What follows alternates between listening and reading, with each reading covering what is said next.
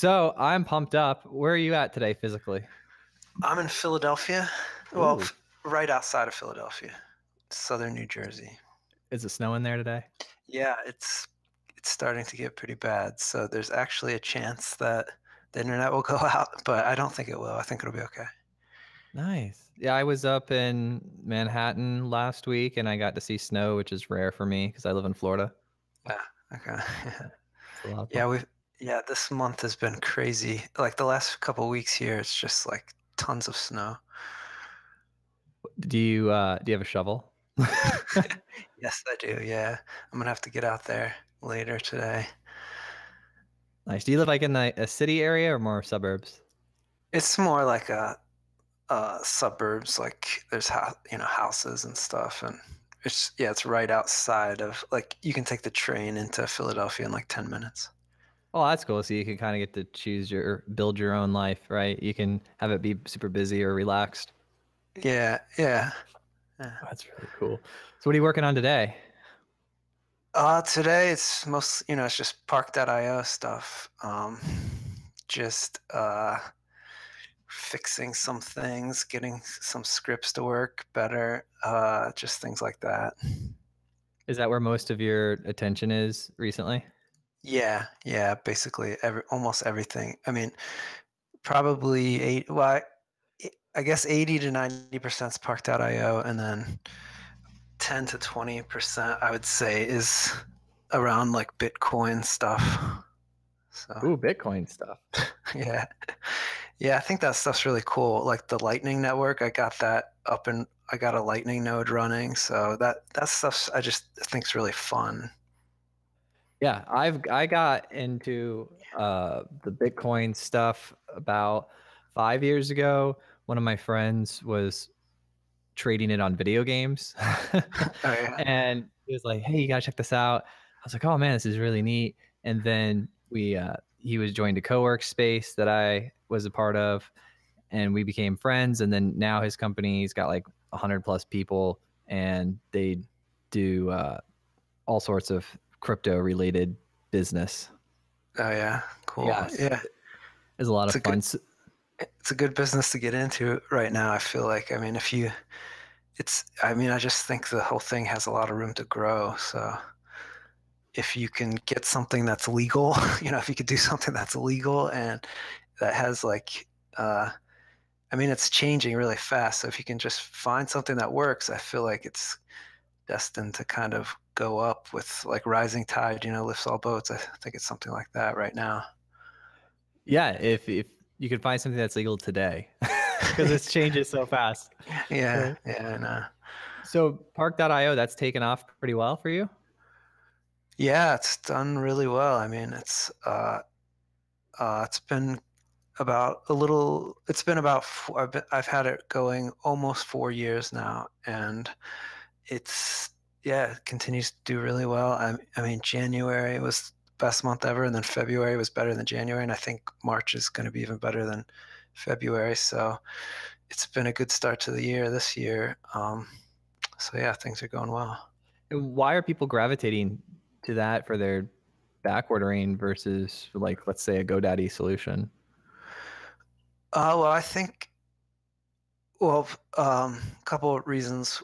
One is, I mean, then one of the reasons I started it is because um, there wasn't a good working drop catching service for these ccTLDs, like .io, .ly, .me. Like there weren't. I couldn't find one that worked at all, really. And so I think just having that, just serving that niche, has people coming to it, especially because, for example, .io domains are becoming really, or have been becoming really popular.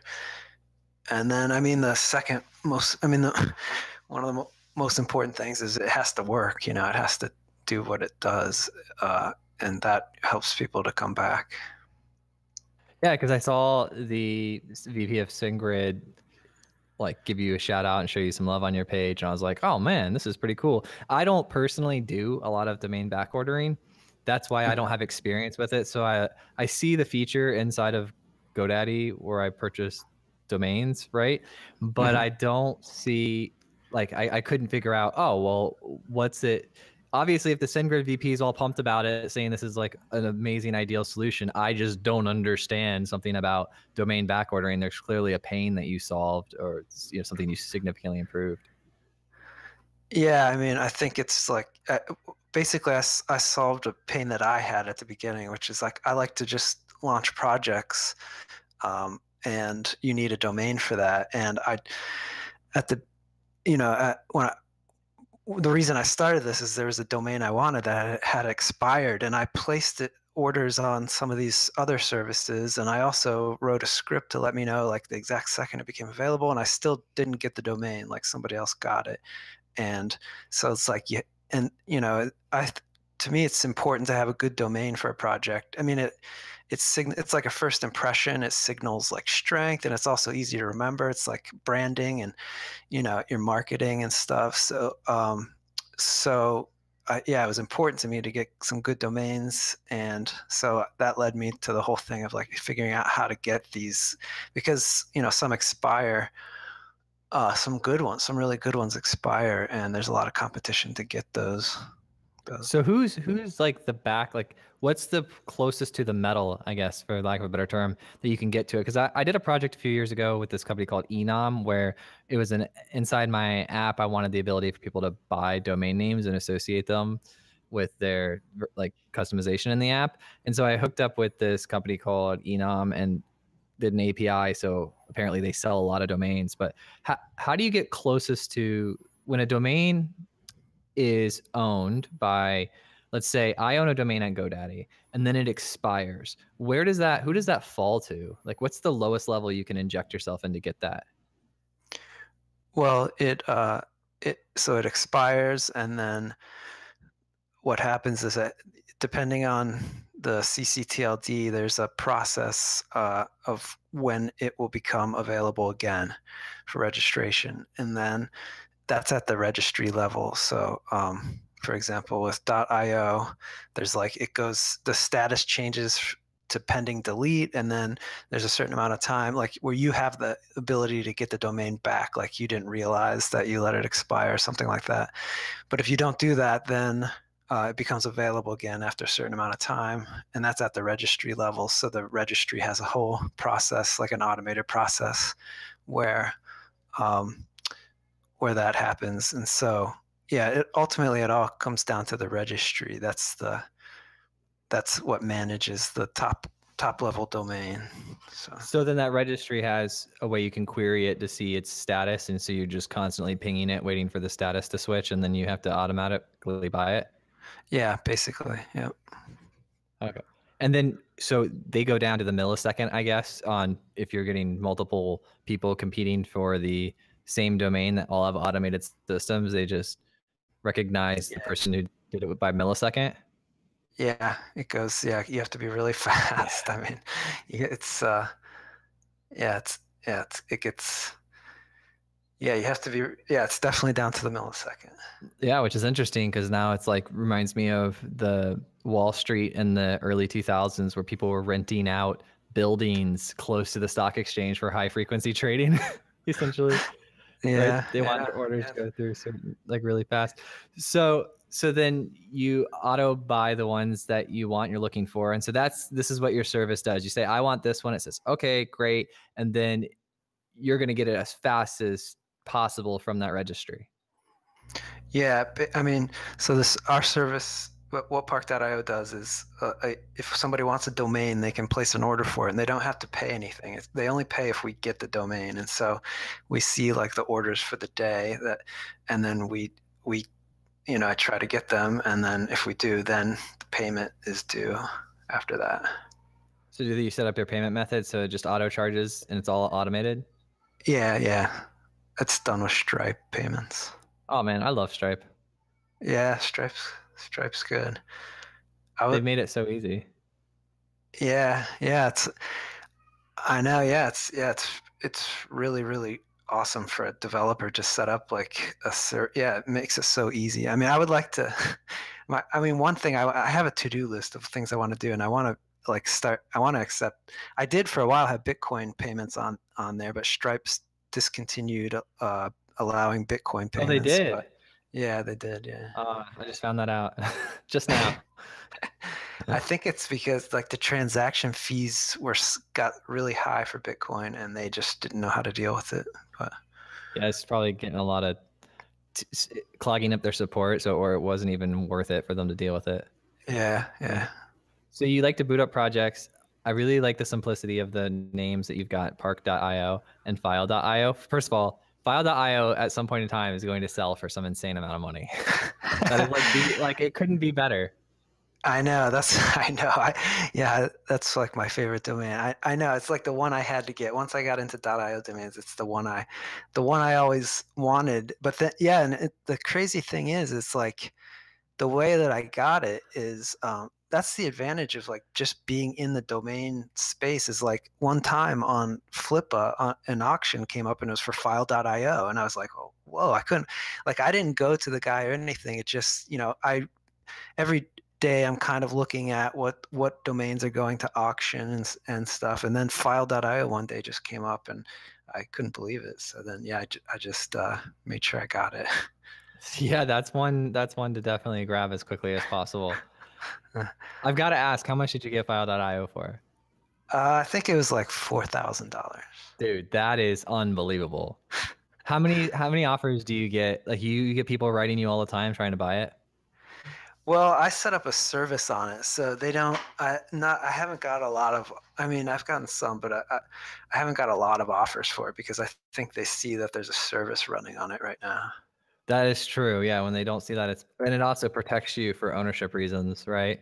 Like the fact that you Yeah. have a service on it, it shows that you're not squatting. If they're really going to go to the Indian Ocean and try to like get that lawsuit to happen. Yeah.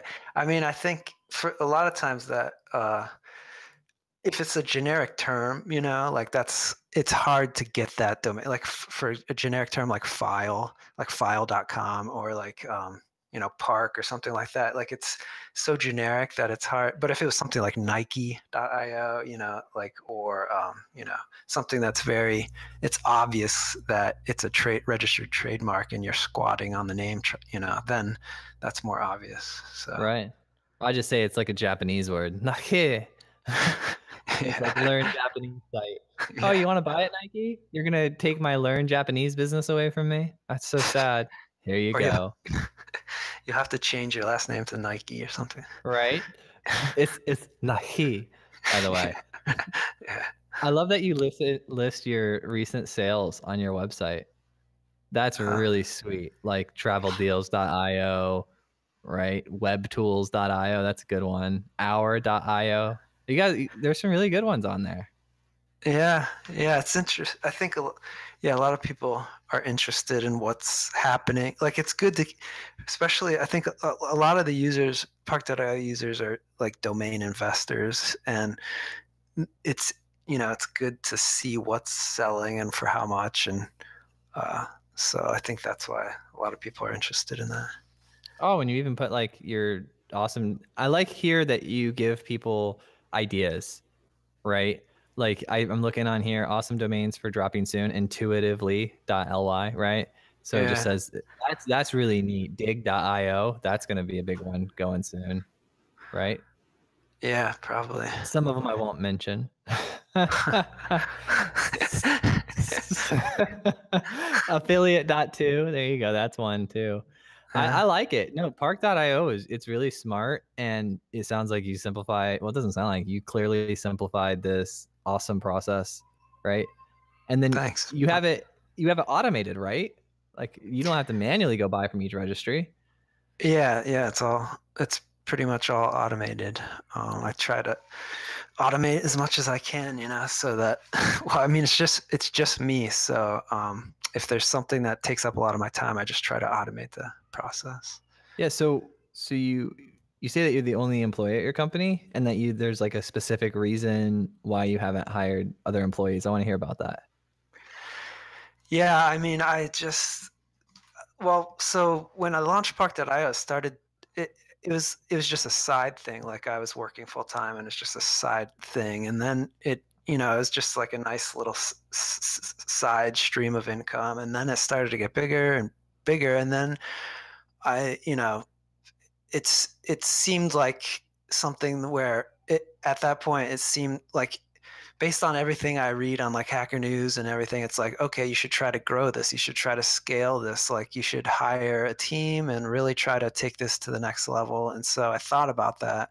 Like maybe I should hire people and try to grow this out. But yeah, eventually I decided, you know, I didn't really want to do that. And well, it made me really like think a lot about it, like introspectively and stuff. Like what, you know, what's the goal? You know, why is that important to grow? Like people kind of just assume, like just take that as a given, like you want to grow it like as big as you can. And I think for me at that point, I just was like, well, what's my goal? And so then, you know, I realized for me, uh, I didn't necessarily want that, and I liked. There's a lot of things I liked about it being small. Like I could move quickly. I could adapt. You know, I I didn't have to manage. I didn't have to deal with a big team and have meetings and, you know, things like that. So yeah, I decided just to keep it myself, and I think that was good on some level. I mean, I think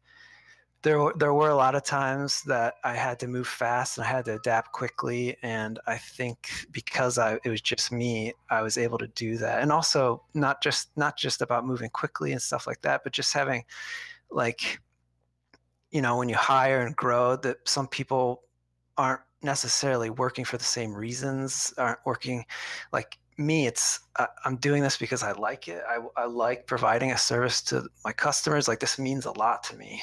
And if I hired people, they might only really be doing it for a paycheck in some ways or so. And yeah, I mean, what else? So just about finding where you fit in and what you like to do, and kind of having some conscious, like, real goals. This is what I am choosing to pursue, and you wanted to keep it small. Yeah, yeah. That's cool, man. It's whatever. It's whatever. That's the great thing about this game called life, right? Like you get to do what you want to do. Yeah. You want to keep it small, keep it small. That doesn't mean you have to keep it small forever. You can choose later that you want to make it huge. And Right? I think, yeah, I mean, I think it's worth thinking about a lot because I don't know if necessarily every business needs to grow. Like, you know, I think it's definitely, people shouldn't take it as a given. You should grow. Like, I think it's definitely worth thinking about what do you want from this? What's the goal? Like, and because, I think not just like my personal happiness was like I think I'm definitely more happy doing it this way, but also I don't know if the business would have done as well if I tried to grow it like and had a team and things. So uh, so I think yeah, not just from a happiness standpoint, like what you want out of life and your goals, but also the in terms of the business, it might not be the right decision. So what's going? I'm just curious. Like it's been growing, right? Without you Yeah, trying, right? So it's been growing yeah, without you trying. So what's going to happen? Like, let's say it continues on this path of January, February, March, and let's say that continues every month this year. What would you do when you get more support requests than you respond to? yeah. Then I guess I don't know. I might. Uh, I don't know. Maybe I mean yeah, I'm not saying I wouldn't hire somebody, but I'm just having fun, right? Like you're gonna have to hire people when it happens. I guess you mean you brought up a good point though. So here's the thing that I'm noticing that you brought up that I actually like. Like there's so many people that are focused on growth for growth's sake that they completely lose touch of who they are and what they want and what their end goal is, yeah, right? yeah, yeah, Yeah, and I get that. I mean, I see, oh, growth hack, this, that, the other, and everyone's so focused on numbers and metrics, yeah, and they kind of disconnect from the human part of it, and just like they're growth champions that never quit, right? yeah, So what it sounds like to me when you're talking about this is you just don't want to be that, you know? yeah. It's like just think about it from an open mind. You know, like what you know, take into consideration what everybody's saying and suggesting, and like everything that's out there. But yeah, just I think it's important to like do what you're comfortable with, and what you feel is the right thing to do. Like, so, I mean, I feel really glad basically that I didn't go down that route. And like, and I hope that, other people out there that, I hope I can help other people out there that might be facing a similar decision to be more comfortable with not trying to do something like that. You would be the most interesting motivational speaker to go see ever. Motivate people. You don't have to grow. Everyone's like, what? What do we do? No, guys, you don't have to grow. Like, am I in the right place? It's fun though, because you're making some valid points. It's just like a super unique perspective, right?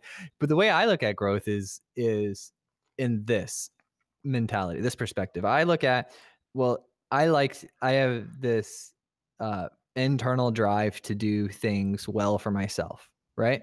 Like, forget everyone else. I enjoy improving myself and getting to the next stage in my own personal life. Like, that's something that I enjoy doing. It's like a hobby that I enjoy doing with myself. Like, some people enjoy reading, some people whatever. For me, I enjoy trying new things and seeing what the next thing is. Now, that's just who I am as a person now. And in business, I bring that in there. So, for example, the podcast or the modern CTO are bringing value to CTO. So I look at it as my goal is to bring as much value to CTOs and the next generation of developers as possible. It's not a monetary goal. It is a value-based goal. And I would like to help as many people as possible in this space.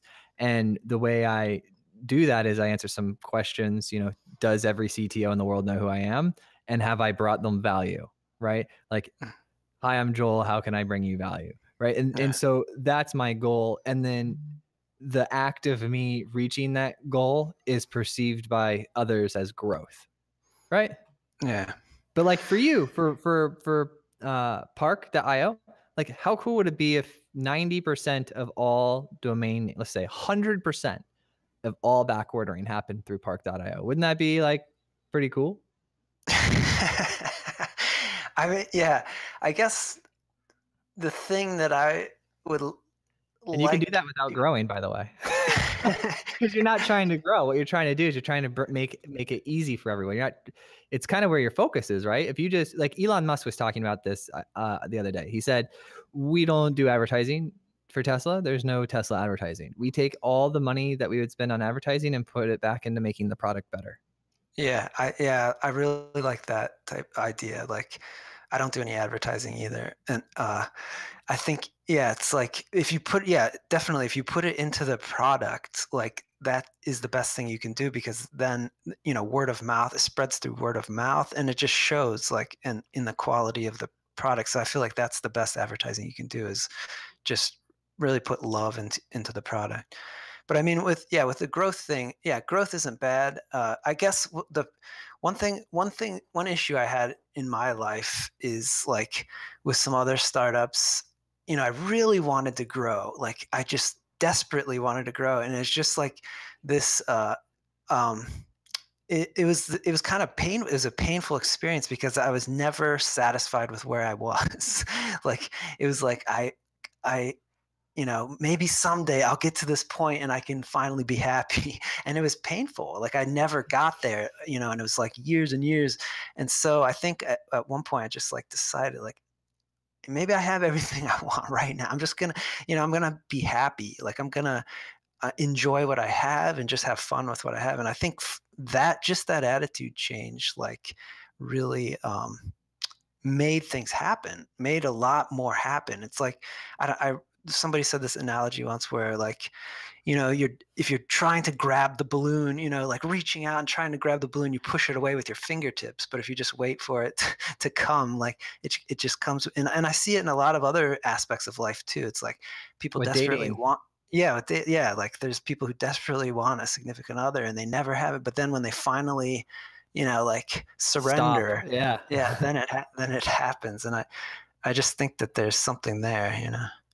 That is 100% true. So you're like, I feel really connected to you because I had this growthaholic mentality, right? Uh, And for a long time, because I had some early success, So I had some early success, and then my expectation, which is, by the way, the recipe for disappointment. But you know that. Yeah. So I had some Yeah. early success, which created expectation, which then didn't happen because I didn't really know what I was doing. And then so that created disappointment. And then I realized, all right, well, I'm just going to be content with what I have. That's sort of when I kind of did a whole, like, a lot of life searching, right? Because we all go through that and it's a normal part of life. So, and then I found like how to be content. Then I was a little bored with being content, but I did find this unique thing, and I've heard a couple, not a lot, but a couple of other people talk about it publicly.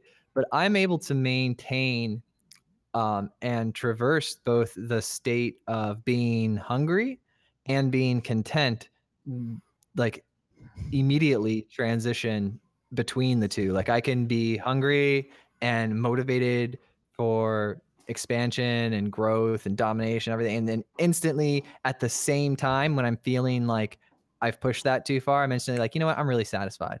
I really love my Yeah. wife. I really love my family. I've got the best thing. I've got the best team. I have more than enough money to feed myself and take care of everyone and enjoy life. And then I I just go, it's like a instant meditation, right? I just go into that state of being content and then refresh, and then naturally myself transitions back into that growth domination, like, let's do it. Let's bring value to the world, right? Let's contribute to the other humans running around on this rock. Yeah. Yeah. I mean, yeah, I think, yeah, any like growth, like whatever you're striving for, as long as it doesn't like cause you pain and suffering, like, then I think it's good.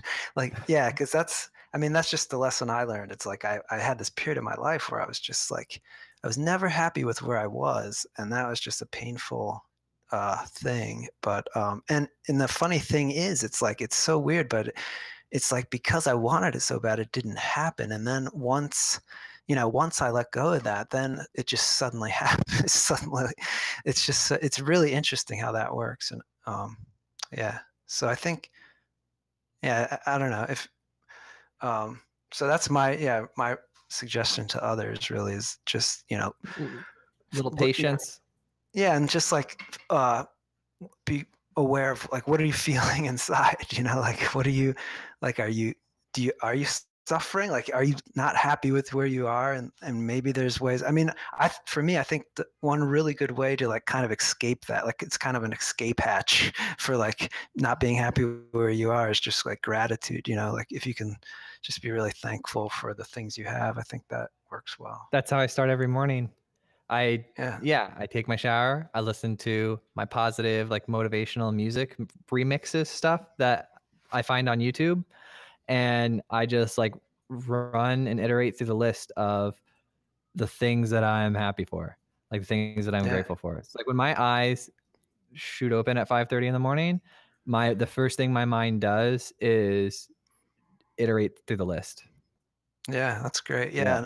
I mean, I'm constantly telling myself, like, well, first I am like, really grateful for, I mean, extremely grateful that Park.io just like is really successful. But then I also try to like remind myself, it's like, even if it comes crashing to the ground, like, tomorrow, like there's probably a really important lesson there. Like, and I hope I can be grateful for that too. Like even these like bad things that happens, I hope I can be, these things that seem to be bad, I hope I can be grateful for those too. If your focus is on the people and the product and the value you bring to them, the value you bring to the people through the product, if that's always where your focus is, then it's not going to magically come crashing down.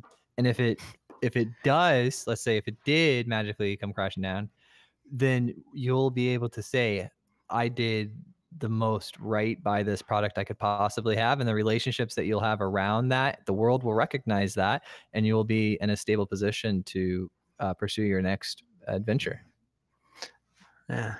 But if you listen to the people, I mean, it's pretty, uh, and you're involved in the community and you understand the customers and you interact with them and you're always making the product better, then it's only a surprise if you don't know. It's only a surprise if you were distanced from it, right? Because when you're inside the industry, you always know something's coming, whether it's legislation that would prevent your service from existing, right? You'd be aware of that, right? Because Yeah. you're in the community and you would know it's coming and you'd be able to adapt on the interim.